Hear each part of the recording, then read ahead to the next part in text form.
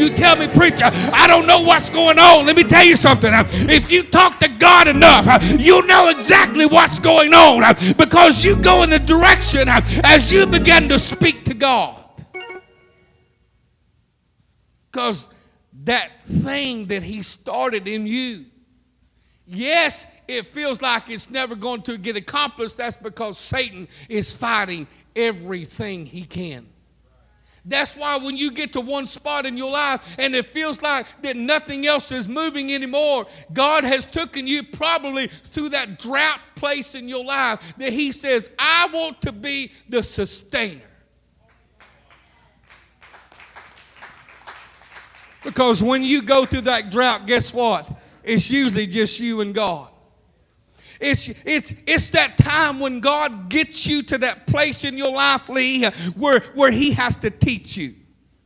Leonard Ravenhill, a very great writer, wrote a book one time, and this is what he said. He said, you take a preacher and you put him in a room and you give him nothing to drink but a glass of water and nothing to read but a Bible, and you put him in a room for about 10 days. He said he'll either break down or break through.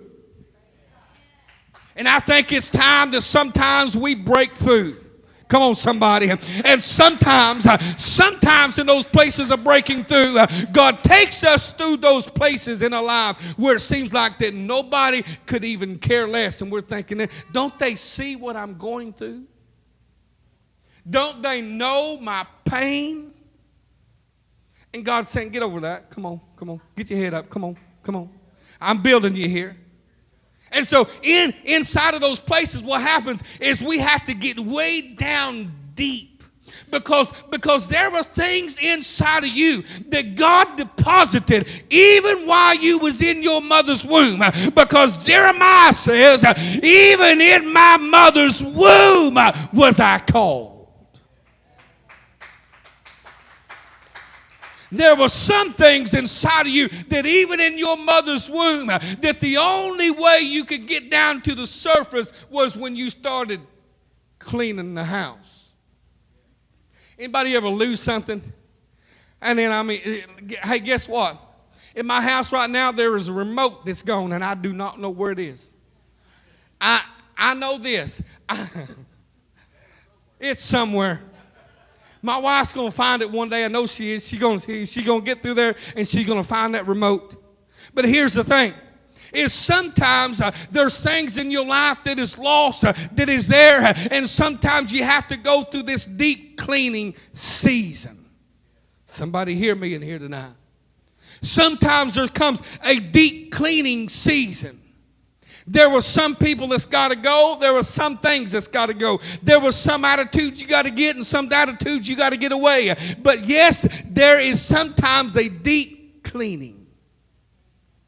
But the gift and the thing that God has performed in you, he will keep working that thing and working that thing and building and building and building until you have no other way of doing but just looking around and saying, okay, God, everything else is fallen, everything else has left, but God, you still remain the same no matter what. Lord, I had a pity party the other day, and Lord, you still patted me on the back and said, suck it up and let's go. You got something to do. Yes, Lord, when I was aggravated at everybody else and I thought they was doing me wrong, God, you reminded me that pray for those that despitefully use you and talk about you and stab you in the back. God, that was the hardest thing I ever had to do was pray for somebody who done me wrong. It's almost like we remember that country song, Somebody Done Me Wrong song. Anybody know what I'm talking about? That we go through that place in our life that God says, yes, those are the places that I built you. Those are the moments that I begin to move.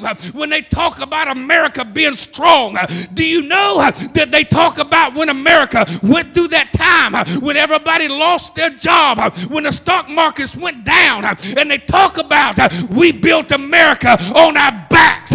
We built it by our steel workers. We built it by the men and women who wouldn't give up. And when it looked like the country was going down, that's when the millionaires come out of the work. That's when God began to blossom. That's when things begin to take. There was more millionaires that come out of the Great Depression than there has ever been now. We got millionaires now, but they're only millionaires because they spent $1 on the lottery ticket. And then 2 years later, they lose it.